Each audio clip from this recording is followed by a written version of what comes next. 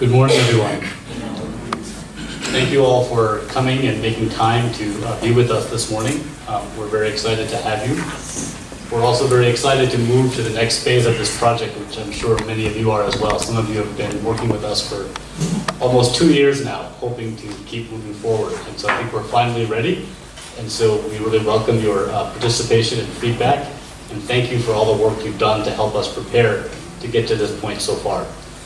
So I just wanted to kind of go over what the next phase of the project is going to look like. This is going to be a very sort of high-level, quick overview, and then we'll leave some time for you all to ask questions, either about what you've been doing so far, or about any of the things I tell you about what we're planning to do next. Okay? So, starting with just what's the goal of this project, this trial. So to me, the goal is very simple. We want to increase the number of patients who are diagnosed with TB, but not just diagnosed, who are actually then linked to treatment, right? So we have many patients who we test, we know they test positive, but yet, for many reasons, they're not on treatment. So what we're really trying to achieve here, as Dr. Stavia mentioned, is to make sure patients are diagnosed and then treated quickly.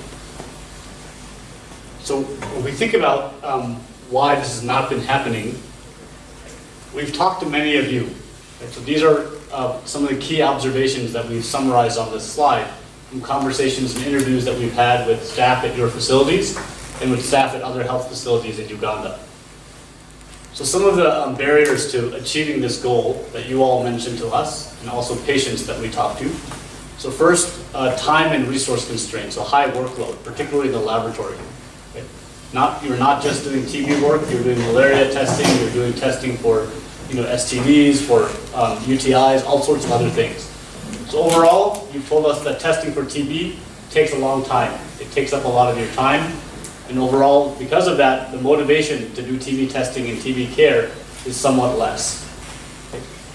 You've also told us that there's this belief that TB evaluation is not urgent. If a child is coming in with fever, and you're worried about malaria, you get that blood smear and you make sure that you start that child on treatment on that same day, right? But for TB, and this is partly, I think, the fault of TB researchers and policymakers like myself in the program, but you tell the patients, okay, you come back tomorrow, you give me a sputum. Then you come back one more time and you give me another sputum. And then maybe we'll take 1 week to analyze those. And then you come back a third time, and then if you're positive, we'll start you on treatment. And we know that this is not working. Many patients are not finishing this whole process. They either don't come back, so you tell us that the patients don't come back after that initial visit because of the time it takes to spend to come to the health center, because of the cost to them of coming to the health center. So we're really, this multi-day process has not been working. The second is that although we have expert testing now in Uganda, mainly at hospitals and some now level 4 health centers, the mechanisms to transport sputum have been inconsistent. They're not every day, maybe twice a week, sometimes 3 times a week, but even then, it's not consistent. And sometimes it takes, a 2-hour test can take more than 1 week to get results back to the health center. Okay. You also have told us there's an inability to track and follow up patients. So if they come back with a positive result, either on their microscopy or their expert testing, it's difficult for you to then go into the community to find them, to trace them. Right? The vehicles may be broken or may not have fuel. You may not have staff to go out and do community tracing. So really, if the patients leave that initial health center visit, most times they won't come back. So that really tells us we need to get the diagnosis and treatment started at that initial visit. I've put there some of the quotes from some of you. Right? When they have a cough for more than 2 weeks, they're sent to the lab. But the problem is they get the first sample, and sometimes, actually most times, they don't bring the second sample. So I'm guessing this is something that many of you see all the time, right? Patients just aren't coming back. And then the third group of barriers is related to kind of things within the clinic. So you've told us there's lack of communication and coordination among staff. You're not regularly aware of what the problems are with the process of TB evaluation. You don't communicate about it regularly. You also have mentioned insufficient oversight from the NTP. The district TB supervisor may come by, they may not come by for many months. And so you're not really getting the oversight and support that you sort of had wanted. So things like actually at times we have met, but we don't meet regularly. Only when we realize there's a problem, that's when we communicate and say, why is this happening? Then we try to rectify. So this idea that, if you were more aware of what the problems were, you could meet about them more frequently and improve the quality of care. So these are the barriers that the XPEL TB intervention was designed to address. Okay? And these interventions were chosen involving key stakeholders, the NTLP, many of the health center staff that we had interviewed. We're all involved in sort of coming up with what are the critical things we need to do to try to address these barriers. So the first component of this intervention is on-site gene expert testing at the health clinic. Rather than sending sputum and transporting it elsewhere, can we do the expert testing on-site? So for that, we've been waiting for this new gene expert instrument. Right? And so they've come up with one they're calling it GeneX1. Right? So it's a one-module device. It does one test at a time. But the key thing is that it's battery operated. At many of your facilities, there are issues with continuous power supply. And so what's nice about this device is that it's operated with a battery, and the battery can be charged using a solar panel. Right? So it doesn't require you to have stable electricity. So that's really the kind of key innovation that allows this molecular testing, gene expert testing, to be done at Health Center 4 and even Health Center 3s for some of you. But we know that just a new machine is not enough, right? The machine is not going to fix all of the problems with sort of quality of care. So there are some co-interventions we want to introduce along with this device to hopefully implement it in a high-quality manner. So the first is really redesigning the processes at the clinic to facilitate same-day testing and treatment. Right? And this is to address this lack of urgency and the failure of patients to return. And so what we've done in the past in the pilot study is work with the health center staff to really figure out how can we prioritize patients getting to the lab early, having a sputum collected even before they are seen by the clinician, right? Such that by the time the clinician sees them, the result is already out and that clinician can act on that result. For each clinic, those processes might be a little bit different, but that's something when we introduce the intervention at the health centers that are assigned to receive it, we'll be working with the staff to think about how can we change the processes around to facilitate rapid testing and treatment of patients. And the third intervention is regular feedback of quality metrics. So many of you have told us we'd like to know where the problems are in the process. Is it that we're not testing the sputum fast enough, the result is not getting to the patient, even if the result is got to the patient, they're not starting treatment. So what we're going to do is provide you with a report card, right, that outlines each of the steps in this process. Right? And the report card will have a score that says what proportion of patients are completing each of those key steps involved in TB evaluation. So you can see for yourself how you're doing at your health center in comparison to how all the health centers in the project overall are doing. And so the idea in giving you this health center is then giving you this report card is for you to discuss it at staff meetings so you can sort of figure out amongst yourself what are the things we can do differently in order to fix some of these gaps, right? Places where there are losses along this process of evaluation. And so we'll work with you to show you how to review the report card and to go through basic quality improvement steps to sort of improve the processes of care. So overall, together, we're calling this the XPEL TB intervention. So it's a combination of this gene expert testing on site with these other processes to deliver that gene expert testing in a high quality manner.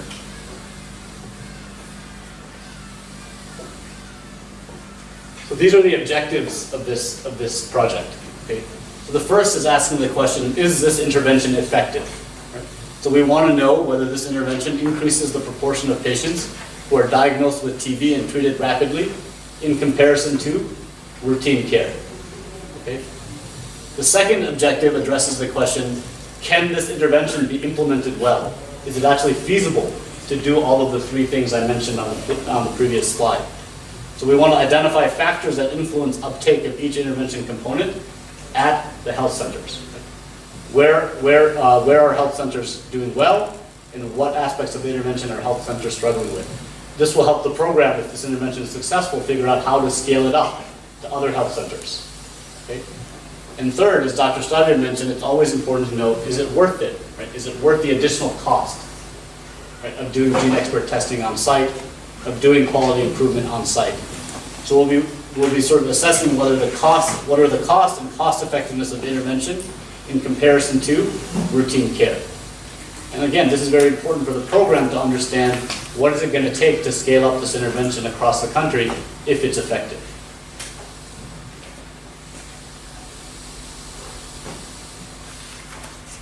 So this is a very kind of quick summary of the basic design of the trial. There's not a lot of detail here, so if you have additional questions, please feel free to ask them. So this is what we call a cluster randomized trial. And by that, what we mean is that, with randomized trials, sometimes you randomize patients, right? You assign one patient to the intervention, one patient to standard of care. Here, we're not randomizing patients, we're randomizing clusters. And by clusters, I mean health centers, right? So one whole health center will receive the intervention, and other health centers will receive the standard of care. So all patients who present to a health center who's assigned to the intervention arm will receive the intervention. Right? So the cluster randomized trial just means that the randomization is occurring at the level of the health center rather than the level of the patient. So today, and you'll hear more about this in a little bit, we're going to select 10 health centers to receive the intervention and 10 to continue routine care. Okay? Right now, we don't know which health centers are in which group. And so that's really the focus of today, and we'll explain that process in more detail. But I also want to note, as Dr. Achilles mentioned, that all health centers will receive a gene expert device at the end of the trial. Right? So even if you're not assigned to the intervention arm, right, after the trial period is over, we will be providing the gene expert device, particularly if we show that it's effective. If we show that it's not working at all, then it doesn't make sense. Right? But the goal here is to show that it's effective and then to provide this to all of the health centers. So I know some of you might walk away feeling bad if you don't get assigned to the intervention arm, but I want to assure you that our goal is to make sure that all of the health centers have a gene expert device by the end of this project. Okay? So in terms of data collection, for the first objective, to assess whether the intervention is effective, you all have already been sending us photos from your TB registers, from your expert referral forms. So we'll ask you to continue doing that. And we'll be extracting patient data from those photos to assess whether or not, what proportion of patients are being diagnosed with and treated for TB. We'll also be calling and tracing patients 6 months after they present to the health center to assess their vital status. Are they alive, right, or are they dead? And that's both for patients who have TB, but also for those who we don't diagnose with TB. We want to know what happened to them. Okay? For the second objective, we'll be doing patient and staff surveys and interviews also with the staff. These are things that we've been doing already at many of the health centers, not necessarily some of the newer ones that have joined the project. So these are things that you're familiar with, but we'll be doing them sort of on a larger scale than we did during the baseline period. And for the third objective, we'll be doing some costing studies and some budget reviews. These are also processes that we've started at some of the health centers and will continue in all the health centers during the trial period. This is the timeline that we're hoping to follow. So right now we're in August, so we're having this randomization ceremony today. So once we assign the intervention and routine care health centers, in September of this year, so next month, we'll start visiting the sites to do training. At the intervention sites, we'll train them on the gene expert device and the intervention and the other intervention components. At the routine care sites, we'll be retraining on the current Uganda NTLB TB guidelines, so everyone is familiar with them. As Dr. Savia mentioned, we want to make sure that the routine care is delivered as it should be. So after that, in October, we'll actually start data collection for the trial. And that will continue for 18 months, right? So through March of 2020. Right, so that's the trial period. It's going to be 18 months. The 6-month vital status assessment will continue for 6 months after that, but the trial will be over in March of 2020. The patient surveys will start sometime in 2019, in the middle of the year. And then the clinic staff, the health center staff surveys and interviews will be toward the end of the project, right, in the last 6 months. So this is the kind of overall timeline you can expect. Once we start, we expect to stick to this timeline, unlike the last 2 years, which have taken longer for us to get started. But now that we hopefully get started today, we hope to continue moving forward quickly in this manner. So we'll just end by just acknowledging the funders for this study, the U.S. National Institutes of Health. Cepheid is the company that is producing the GeneXpert devices, and they've donated the GeneXpert devices that will be used for this project. And then you've met some of the people here from the various project partners, including the NTLP and NTRL. Dr. Jalobo will be here later, hopefully. And then McCary University College of Health Sciences, University of California, San Francisco, the London School, and then colleagues from Johns Hopkins and Yale University who are not here today. And so those are the many different partners who are going to help us to achieve all of the objectives of this project. So thank you for your attention, and if you have questions, happy to take them.